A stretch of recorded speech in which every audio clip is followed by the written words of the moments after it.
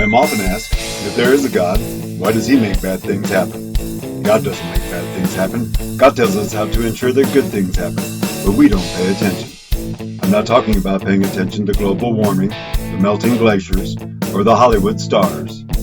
Global warming will happen, the glaciers will melt, and the stars will fall. This we already know. I'm talking about paying attention to you. Pay attention to your mind, pay attention to your body, and pay attention to your spirit. Pay attention to how you treat yourself. Don't overindulge in anything. Keep your body fit. Don't allow your mind to falter. Prepare your spirit to be reunited with God.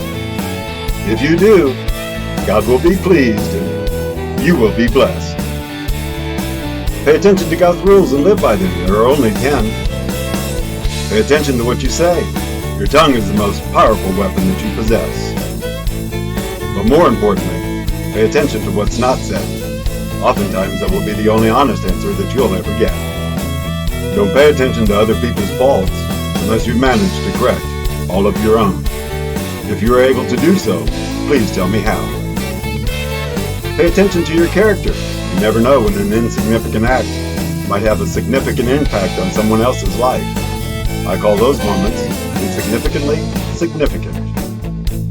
Pay attention to your spouse, not with a peck on the cheek and a pleasant good night, but with the passion that brought you together when your love was young. Pay attention to your children.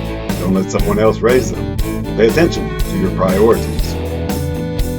Pay attention to those you associate with. Choose your friends wisely. Turn your enemies into allies. Pay attention to the needs of others. Someday you may be the one in need. Pay attention to your deeds. Understand that everything is temporary, including you. You will die, and so will everyone else that you love. So make the day after yesterday your most important day. Make room for breaking bread, not only with those you love, but also with those in need. Make room for forgiveness. Remember that someday you too will be hosting your Last Supper. It could be today. Give thanks for what you have, but more importantly, give thanks for what you don't have. Enjoy the promise of the sunrise and the wisdom of the sunset. Understand that the future is all that exists. The canvas is pure white and anxious to be painted.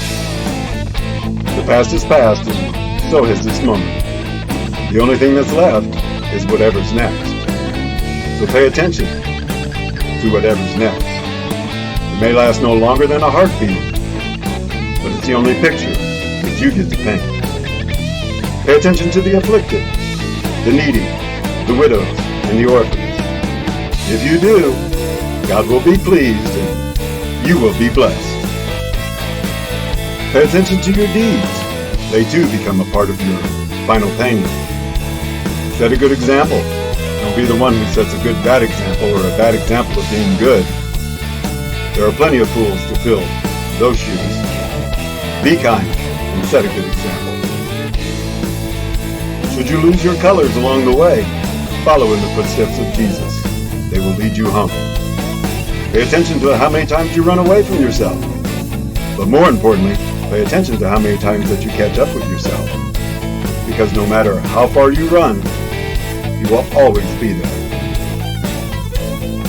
Pay attention to where you are. If you are not where you should be, find the straight and narrow path. It's the fastest way home. If you don't have a home, let the Master help you build the foundation. But first, you must reach deep inside, pull out all of your best colors, and begin painting with the Master by your side. Because no matter how bad your life might seem, the canvas is ever changing. So never stop painting. When the painting stops, so does life.